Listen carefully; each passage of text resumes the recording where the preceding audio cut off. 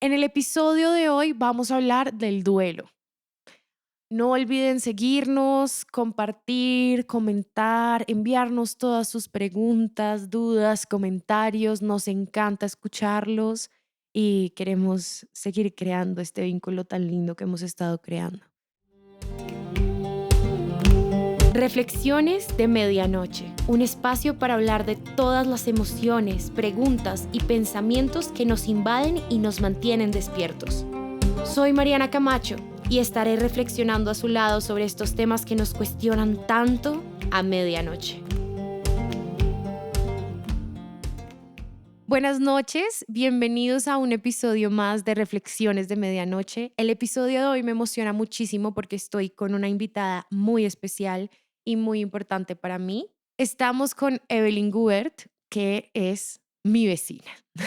Evelyn es una persona espectacular, es todo lo que yo describo como vecina colombiana. O sea, Evelyn es la típica que le presta a uno el azúcar, la sal, que lo llama a uno y le dice, se me está saliendo el agua de la nevera, por favor ayúdame. Y uno va y le ayuda. Y así sucesivamente y en viceversa. Bueno, Evelyn llegó a un lugar muy especial en mi corazón porque Evelyn tiene una historia de vida, desde mi perspectiva es una historia de vida muy fuerte y muy dolorosa. Y ella ha logrado coger esa experiencia que tuvo y transformarla de una manera muy exitosa para mí. Voy a dejar que ella hable. Eve, bienvenida. Cuéntanos un poco de lo que tú haces. Gracias, Mariana. Pues me encanta primero esa descripción de quién soy yo, porque eso es lo que soy, una mujer colombiana, una mujer que ama socializar y pues creo que la descripción de un buen vecino encaja perfecto y me encanta. Nunca habían hecho esto conmigo. Me dedico a la psicoterapia, soy psicoterapeuta familiar, experta en temas de duelo, en cualquier tipo de duelo. Y además soy tanatóloga. La tanatología es la ciencia que acompaña al final de los días.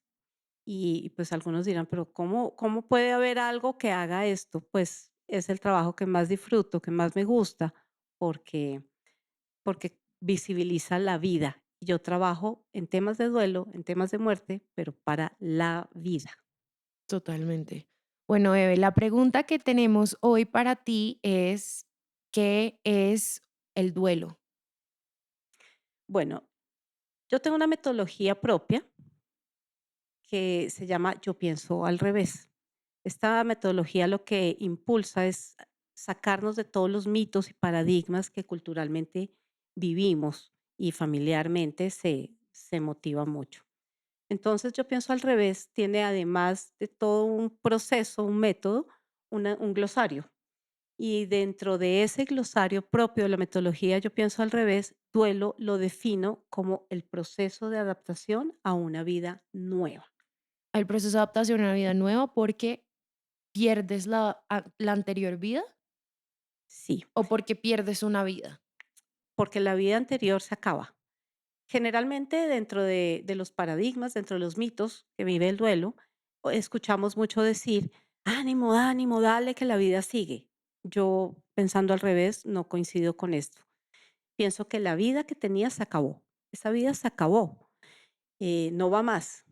Ahora lo que tienes es la oportunidad hermosísima de hacer una nueva vida en esa misma existencia.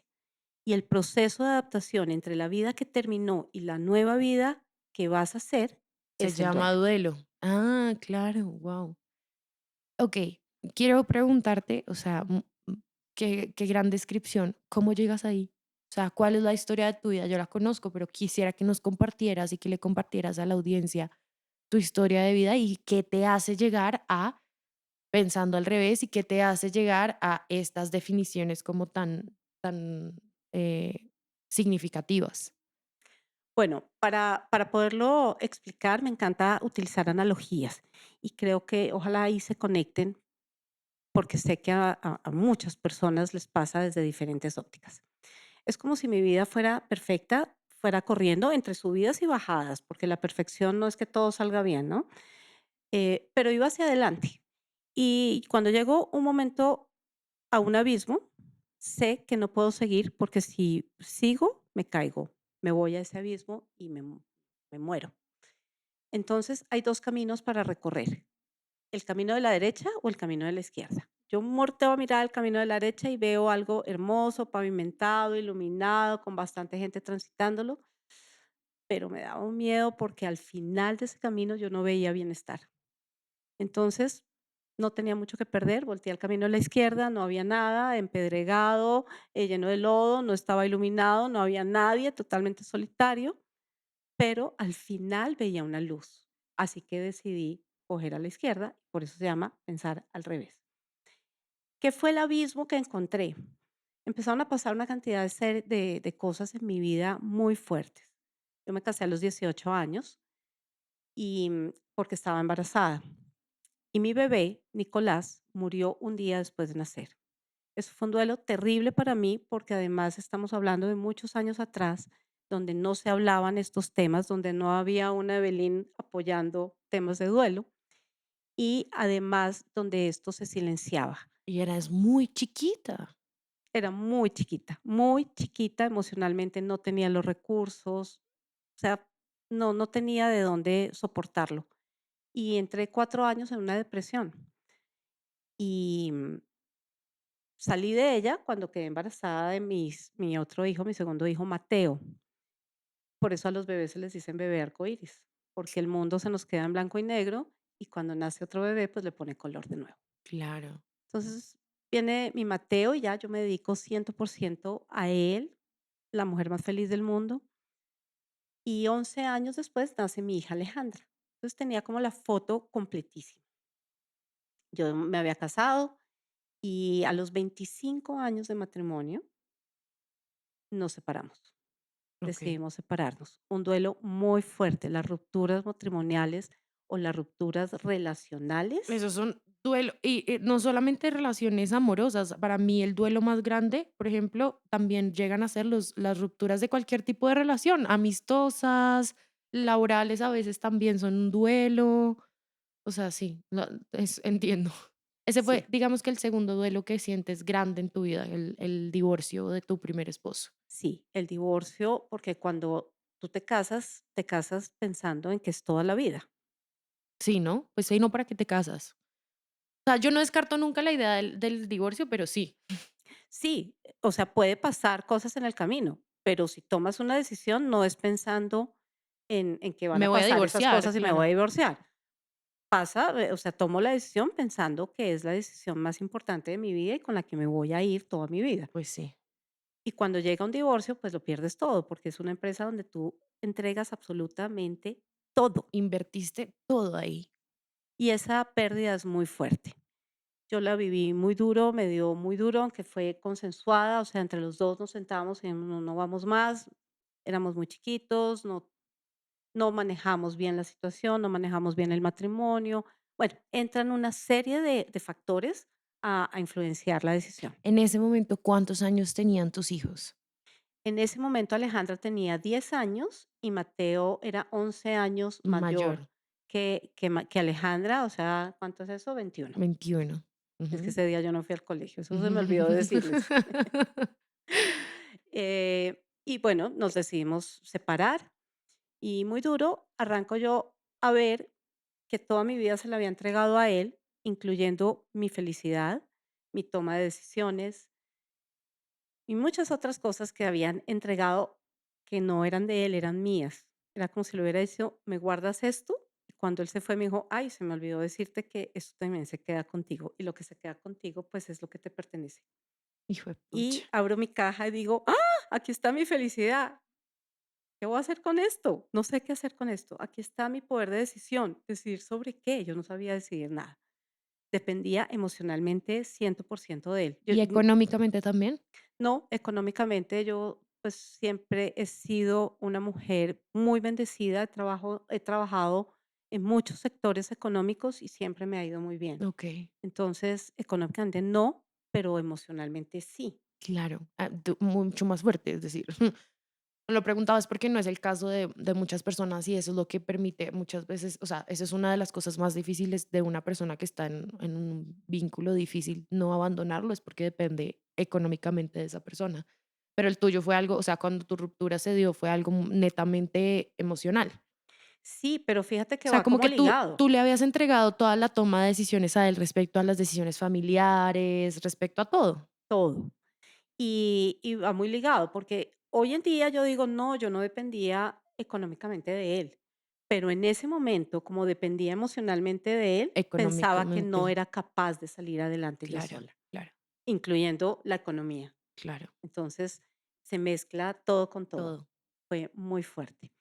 Un año después de separarnos, yo apenas estaba aprendiendo a vivir conmigo misma, a estar contenta conmigo, a solas, y estaba en ese proceso de adaptación a una vida nueva, que era una vida de casada, pasar a ser una vida de soltera, que no sabía cómo se hacía, porque tampoco la había vivido en mi adolescencia, porque me había casado a los 18 Claro, años. eras muy pequeña. Entonces la confusión era total y un año, exactamente un año después de esto, Alejandra, mi hija de 11 años, eh, refiere que está enferma, que tiene mucho dolor de estómago, que tiene vómito, que tiene diarrea, que no quiere ir al colegio. Empieza a referir una cantidad de cosas que no eran normal para ella. Era juiciosísima en su colegio, la más estudiosa, muy exitosa académicamente.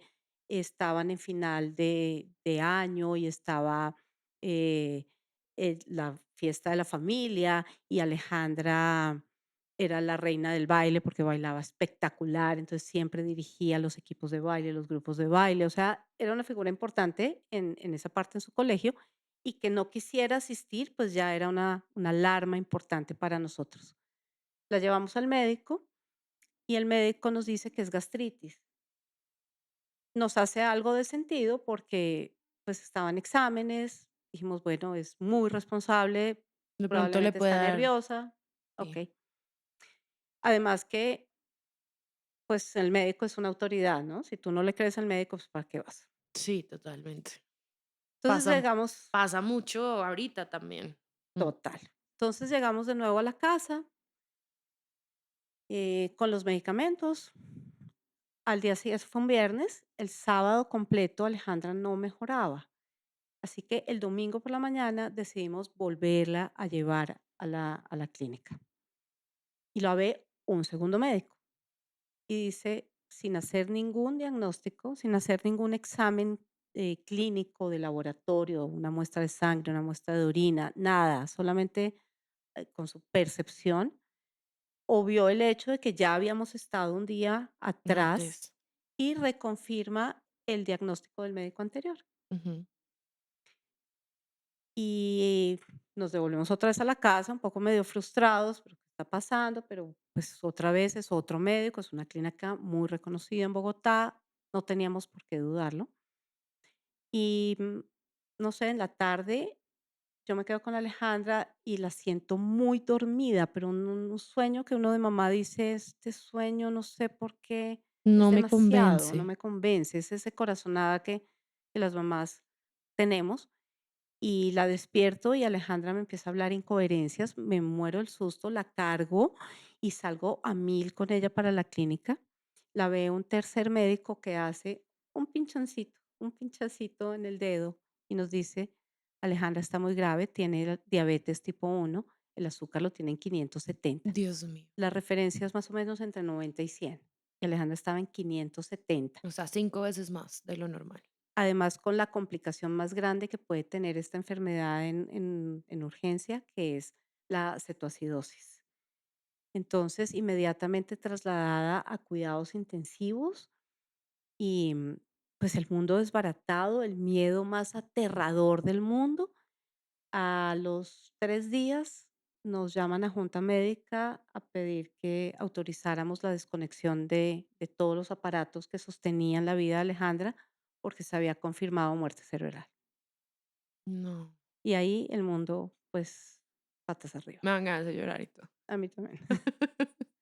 Sí, O sea, sí, es que fue no me puedo imaginar eso. Creo que es como tal vez uno de los míos más grandes que yo tengo en la vida. Como que no hay un sueño más grande que yo tenga que el ser mamá. Y como que cuando tú me contaste la primera vez esta historia, yo lloraba atacada, atacada. Y me acuerdo que lo primero que me dijiste era como mi hija se parecía mucho a ti en la personalidad. Y fue como, no, o sea, me parece súper difícil. sí, Y me da mucha rabia que sea como justo por como por como de alguna manera fue mucha negligencia médica. Y era como, claro, uno no tiene el conocimiento ni la habilidad de creer, o sea, como que uno cree y su vida está absolutamente en esas personas, pues porque son las que tienen el conocimiento. Sí, sí, es muy triste. Hoy, pensando al revés, lo veo diferente y me permite, pues, estar como estoy y funcionar muy bien. Claro. Pero sí, es frustrante, Y es entonces frustrante. muere Ale.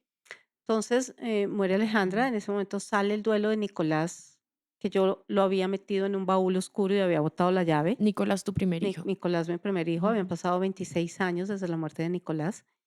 Y fue vivir los 2 duelos, el de Alejandra y Nicolás al mismo tiempo, de la forma más fuerte del mundo entero, porque esa característica tiene el duelo. Una crisis saca otra crisis. Claro, Un duelo revienta otro duelo.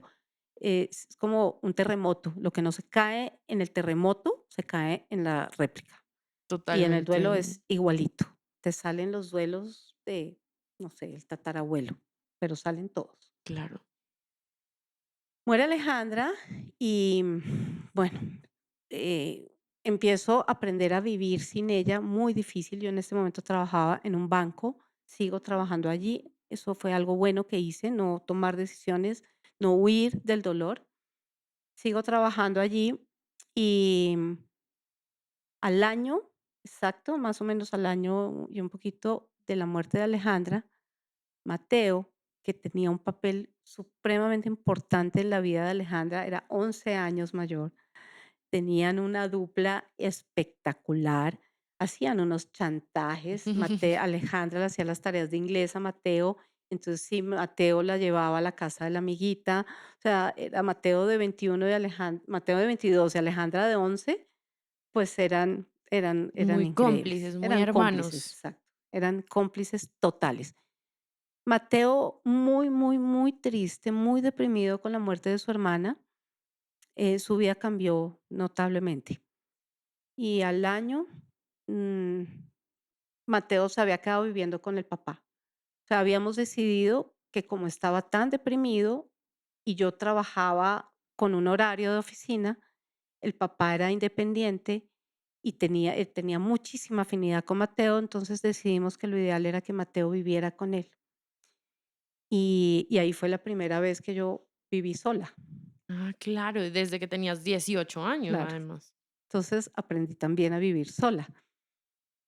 Y, y me llama Fabián y me dice, Mateo está sudando, tiene una cosa rarísima, suda muchísimo de noche, pero sudores de que podía exprimir la camiseta y botar agua. Llevémoslo a la clínica. Entonces, no, inmediatamente. Afortunadamente, algo que también hicimos bien fue que entendimos que se había acabado la relación de pareja, pero que nunca nos podíamos Desvincular como desvincular. papás. O sea, porque no hay un Nada. matrimonio más duradero que el ser papá de un niño. Sí, O sea, no hay, total. para mí no hay un, o sea, para mí más que el matrimonio es decir, yo elijo ser mamá con este ser humano, Es para toda la es para vida. toda la vida. Así nos divorciamos, esto es para toda la vida. Total.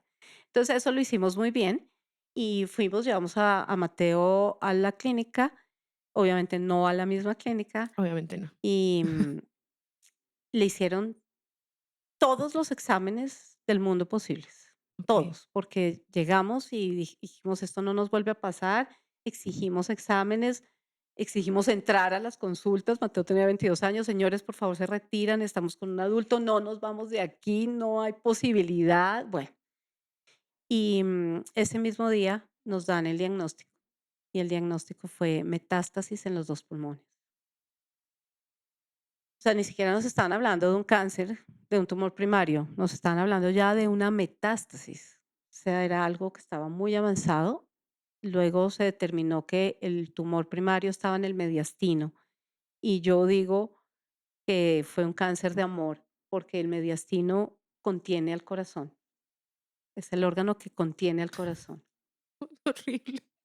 Y, y tenía la metástasis. Mateo queda hospitalizado inmediatamente y 3 días después ya estaba conectado a las máquinas de quimioterapia.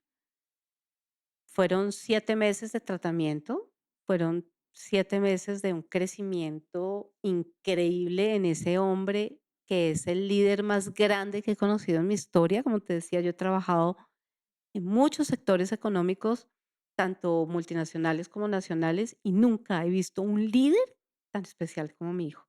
Porque para mi líder, también reevaluando todos los conceptos, para mi líder es toda aquella persona que sea capaz de administrar muy bien sus emociones y las de su entorno. Y Mateo lo hizo, pero como un caballero. Sí. Era espectacular, absolutamente hermoso. Y el día que nos dicen que Mateo entraba a cuidados paliativos porque no había un tratamiento curativo ya para él, después de haber pasado por 3 o 4 esquemas de quimioterapia, pues llego yo devastada a mi casa, me boto en un sofá cama, agotada, agotada de ese día tan espantoso que había tenido, y me entra una llamada y es mi hermano que vive en Ecuador. Y me dice, Belín, ¿por qué no vas a la casa de mi papá, al apartamento de mi papá? Porque es rarísimo que no me contesta. Ay, no, Evelyn.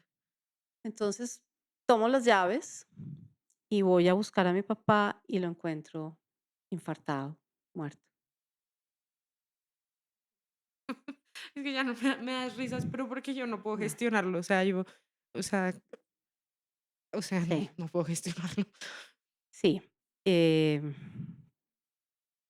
Bueno, peleé con Dios, peleé con la muerte, peleé con mi papá, porque hasta lo culpé por haberse ido en este instante de mi vida donde lo necesitaba tanto. Y al mes siguiente, mi papá muere un 24 de febrero y estábamos en el 5 de abril, o sea, un mes y unos días. Larguito. Y Mateo queda hospitalizado por una neumonía. Ya pues sabíamos neumonía, cáncer de pulmón no son compatibles. Sabíamos que era el principio del fin. Y ese 5 de febrero, de abril, Abril. pues despedimos a nuestro gran líder y a nuestro tercer y último hijo, Mateo. Mm, ok. ¿Eso pasó hace cuánto tiempo? Mateo muere el 5 de abril del 2014. Ok. Casi, ya vamos a cumplir casi 10 años. Increíble, 9 años, sí. Sí, impresionante. Sabes que en este momento, como información que recibo, como que claro, como que los describes y yo siempre digo como habría sido muy lindo conocerlos, Mm, pero creo que es una forma, o sea, cuando hablas de ellos, como que de alguna manera me hace conocerlos a través de lo que dices, como la sí, forma y cómo los sientes, es como, claro, es que perdón, mm, pero es como, es muy especial cuando una persona pierde a alguien a quien ama y luego le escuchas hablar sobre esa sí, persona, es como una forma de acercarse y como realmente hasta llegar a quererle, ¿no? Como no lo sí, conocí, pero es sí. como, wow, siento como, voy a decir algo, puede ser raro, no sé si piensas en esto a veces, pero es como, me parece muy lindo porque siento que ellos igual te dieron el regalo de su vida. Claro. No, para mí es hermoso. Me haces llorar, Mariana. Yo ya no lloraba y me haces llorar.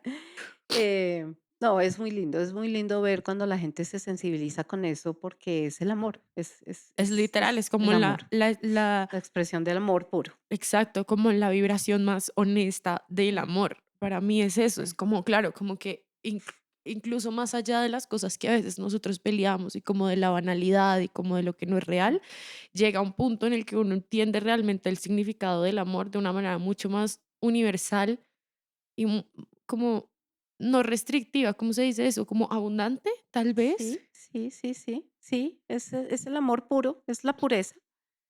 Creo que no hay descripción para el amor solo se siente, no se puede describir. ¿Y ahí qué pasa, bebé? Y, y bueno, pues ahí mi vida toma un rumbo totalmente diferente porque todo ese caminar era hasta ahora llegar y este punto de inflexión era ver el abismo o ver una salida. Y ahí conecto con los que les conté al principio de dónde arranca pensar al revés. Decidí hacer todo lo contrario a lo que ¿Habías los hecho hasta ese mitos, la momento? cultura, la sociedad te exige en un duelo, porque la gente esperaba que yo me volviera loca y pues tenían toda la razón y si me hubiera vuelto loca, pues tal vez me hubieran aplaudido, era lo que esperaban todos. como que cómo se vive esto tan fuerte. Yo me sentía muy sola, literalmente estaba muy sola. Mi mamá murió cuando yo tenía 24 años. em, Luego me separo de un matrimonio de 25 años. Ninguno de mis 3 hijos está. Mi papá también muere. Estaba muy sola. 2 años después de la muerte de Mateo y de mi papá, que fue simultánea, muere mi única hermana mujer, Jackie, que era mi cómplice, mi colega, mi partner. Éramos muy amigas, la pasábamos muy bien, nos reíamos mucho las 2. Y, y Jackie fue la que me especializó a mí en tanatología antes de estudiarla, porque un día me dice: "Ay, no puedo ir a almorzar a tu casa porque me acaban de llamar que tengo que ir a la clínica". Dije: "¿Por qué?". Que porque tengo agua en los pulmones. Dije: "Que nos vamos para la clínica". Agua en los pulmones, pues era un cáncer que tenía y estaba totalmente invadida en todo su estómago, estaba muy mal. Y fue un proceso de exactamente 30 días. Muere el 21 de enero y yo me dedico 24/7 durante 30 días a A ella. acompañar su proceso, pero ya desde un conocimiento que yo traía, ya desde ese experticia que traía, ese conocimiento, ese ver la muerte como un regalo, no como un castigo, es ver la visibilización de la vida. Entonces acompaño a mi hermana en sus últimos momentos de vida, pero desde el amor, desde una experiencia lindísima, a ayudar a sus hijas a entenderlo, a dejar las cosas en orden, a hablar de lo que no se habla, ¿Qué son esas cosas que no se hablan?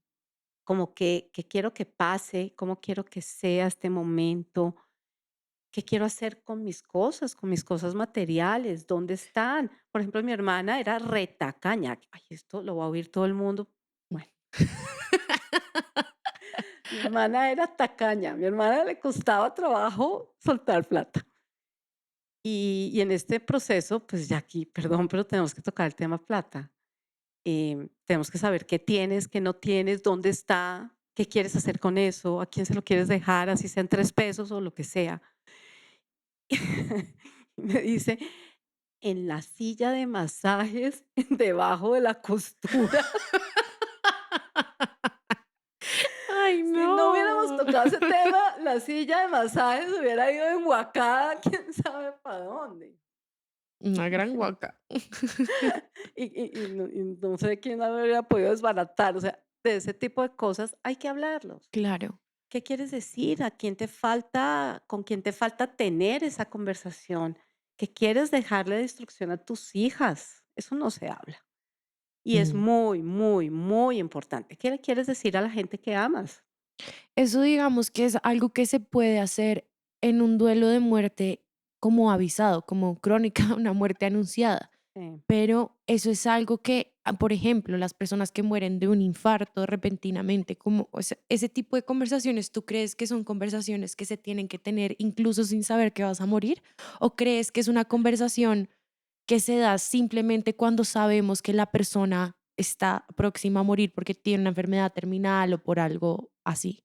No, son conversaciones absolutamente necesarias. La muerte debe ser un tema familiar, debe tocarse, debe hablarse, debe O sea, afrontarse. Lo que incluso pasa, sin que sepamos que va, o sea, la muerte, yo creo que esto es algo que todo el mundo dice, como que la muerte es lo único que es certero, ¿no? Como que en algún sí. momento nuestro cuerpo va a morir, nuestro cuerpo va a dejar de existir en este plano terrenal, como lo conocemos.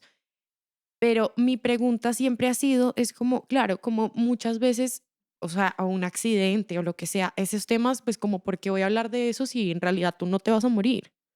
Y la mayoría de las muertes son muertes repentinas, no son muertes anunciadas. Entonces a mí sí es un tema como que no sé si uno debería tocar ese tema. Voy a contarte algo. Como que desde que empezamos a vivir duelos en nuestra vida cercana, mi círculo de amigos y yo empezamos a hablar un poquito de lo que queríamos, como por ejemplo, yo quiero donar todos mis órganos si es posible y quiero que me boten al mar, ejemplo. O sea, la gente, por ejemplo, puede decir eso. ¿Es algo que tú crees que es una conversación que se tiene que tener incluso sin creer que uno está próximo a la muerte? Claro, es un tema educativo y tenemos que educar, es una responsabilidad educar en temas de muerte, porque la muerte siempre va a llegar de manera inesperada, siempre, aún haya una enfermedad que la anuncie, Claro. porque tú nunca esperas que ese día, en ese momento, yo he tenido personas que me dice, y justo salí por un café y se murió en ese momento. Claro, justo salí, estaba en el cuarto, justo salí y O fue sea, cuando pasó. claro, una enfermedad te da un poco más de espacio y por Claro. eso en la era antigua, en la etapa antigua, en la antigua Grecia, de ahí viene la palabra tanatología, porque el dios Thanos era un dios bueno, era el dios de la enfermedad, de la muerte por enfermedad. Ah, wow. Su gemelo era el dios malo y era el dios de la muerte por otra circunstancia. Pero el de la enfermedad era una bendición morir de una enfermedad. ¿Por qué eso? Porque te permite Terminar tu vida y cerrar tu despedirte. ciclo y Claro. hacer todo lo que necesites hacer para quedar en paz. Pero hay que hablarlo, porque es que además tú dices: "Es que no sé si voy a no, ¿para qué si no te vas a morir?". Tú no sabes cuándo te vas a morir. Sí, uno no.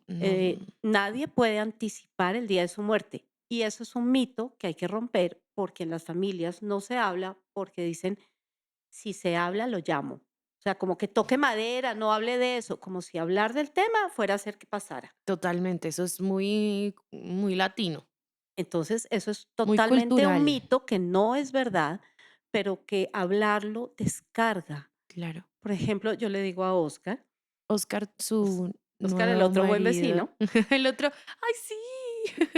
Oscar, él es el sí, marido de Eve. y yo le digo: "Bueno, yo quiero cuando me muera que vaya mucha gente, porque me daría mucha pena que la iglesia estuviera vacía".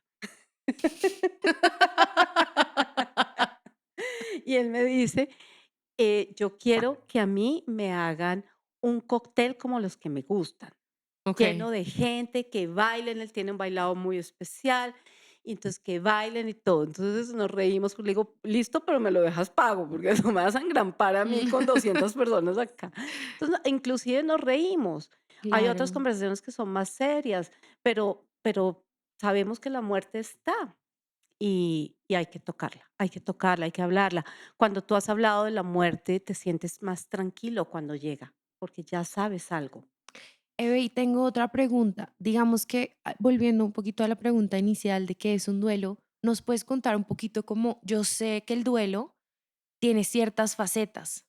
¿Cuáles son esas facetas, que se viven? Bueno, recuerda que yo pienso al revés y me baso es en mi propia metodología. Yo pienso al Sí, revés, que además es muy valiosa porque va ligada a mi propio ex proceso, a ex mi propia experiencia de vida.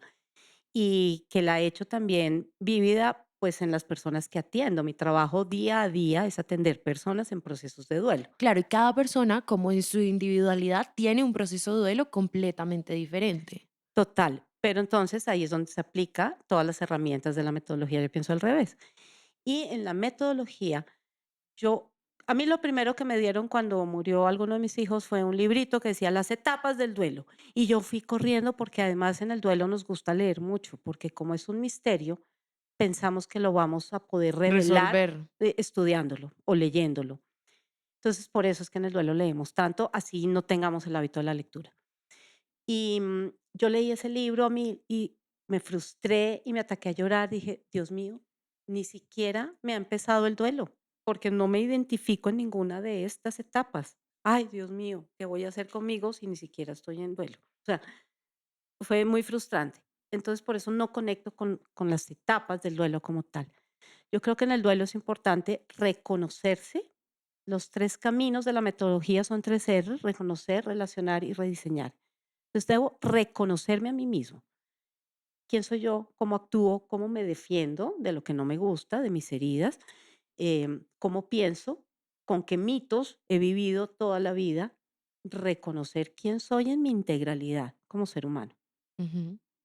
Para relacionar esto, Además, no solo reconocerse en quién eres, sino qué quieres ser ahora, que ya, o sea, perdiste algo. Hay algo que se va ahí. ¿Qué vas a hacer ahora también? ¿Cómo te sientes? o sea, Sí. cómo existes en el mundo, ¿no? Sí, pero ese conecta más con con otra de las etapas, que no son lineales, no son un No, paso a paso, porque la vida es una mezcla, no sí, es aquí, aquí, acá. Eso que estás diciendo de qué quiero ser ahora entraría en el camino del reinventar, rediseño. rediseño. Es el rediseño del duelo, rediseño de mi vida. Soy el héroe de mi propia historia. Puedo tener la oportunidad de hacer una nueva vida en esta misma existencia, como quiero que esa vida sea. Con toda la información, con todo el aprendizaje, con todo el bagaje que tengo, wow, es la oportunidad más linda de ¿y ahora qué quiero ser? Porque tengo varias opciones. Yo puedo ser la más triste, la más amargada y vivir lo peor del mundo entero. Nadie me va a decir que no lo haga. Es mi libre albedrío, lo puedo hacer Tú si yo puedes quiero. elegir, ajá. Pero también puedo querer ser, volver a conectar con mi esencia, con mi alegría, con mi propósito de vida, ser feliz, servir a los demás, darle un sentido importante a mi historia, a mi vida. Mm, Eso también es mi decisión. Entonces yo decido y rediseño hacia dónde quiero ir. claro. Y relaciono con mis heridas de infancia porque el duelo está muy ligado a lo que yo he vivido de trauma de niño. Está totalmente relacionado. Okey. Em, bueno, para llegar allá tengo que reconocer cuáles son mis traumas, qué fue lo que de niño compré para que hoy de adulto viva con eso. ¿Cuáles son mis miedos? Mis expectativas, lo que yo consideré en un momento, cuáles son mis creencias, todo. Ujú, y mis heridas de infancia. Y el Hay duelo heridas de también, abandono, de rechazo, de el humillación, el de duelo seguridad. no está muy ligado también a la religión, o sea, como muy a o sea, por ejemplo, a mí este tema de la religión católica que vela a la persona, bueno, y es que estamos hablando de un duelo, simplemente estamos hablando de un duelo muy específico que es el duelo de la muerte, digamos, pero uno va y vela a la persona y todo el mundo va y lo acompaña y no sé qué, bla, bla, bla, es como un duelo muy tradicional, o sea, siento que está muy ligado a la religión, ¿no? Como muy, esta religión hace esto, esta, los judíos hacen una cosa completamente diferente, todo eso. Bueno, una cosa es la religión, otra cosa es la tradición Bueno, eso también religiosa. es una cosa importante. Y lo cierto es que la espiritualidad en el duelo, quitémosle religión, X o Sí, Y o Z, la espiritualidad en el duelo es supremamente importante porque la muerte, hablando de muerte, la muerte hace parte de un misterio. El misterio más grande de la vida es la mm. muerte. Hay una cosa que a mí me hace pensar mucho y que a mí me ayudó mucho y es, y hace poco una persona, mi novio, que lo, obviamente lo amo, tuvo un duelo y en su duelo eh, como que empezamos, como que yo empecé a proyectarme en cuanto a cómo apoyo a esa persona que está viviendo un duelo.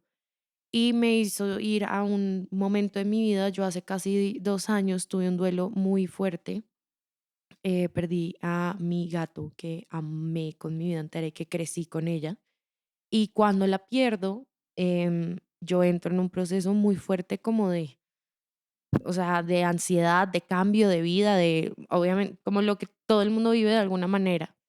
Y en ese duelo yo me di cuenta y me pude dar cuenta que de las cosas que más paz me dieron es que entendí que se acababa su vida en un plano físico de en el mundo, en el acto, en mi vida en este momento, pero que de alguna u otra manera pasaba a ser algo mucho más espiritual.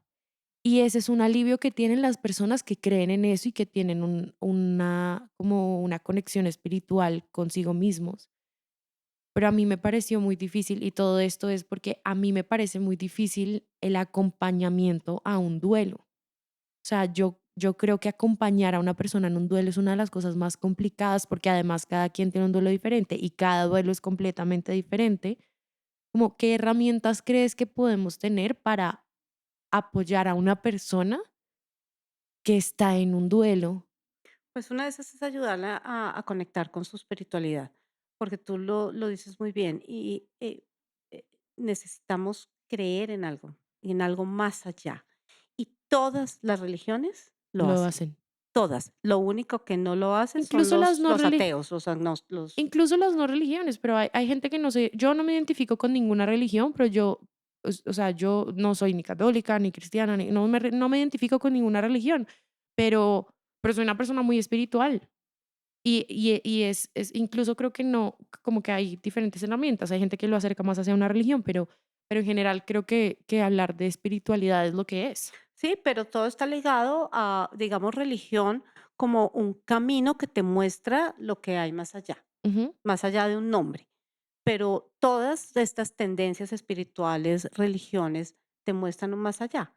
mm, Unos conectan desde la reencarnación, otras desde la elevación del alma. Los cristocéntricos creemos en la salvación y en la ujú, resurrección, pero no hay ninguna de estas creencias, a menos que sean los que no creen en nada, que sí. pues que creen en ellos mismos, y eso también es una creencia, O que se acabó, que pero es que dicen: "Esto no, ya no acabó", y no se acabó nada.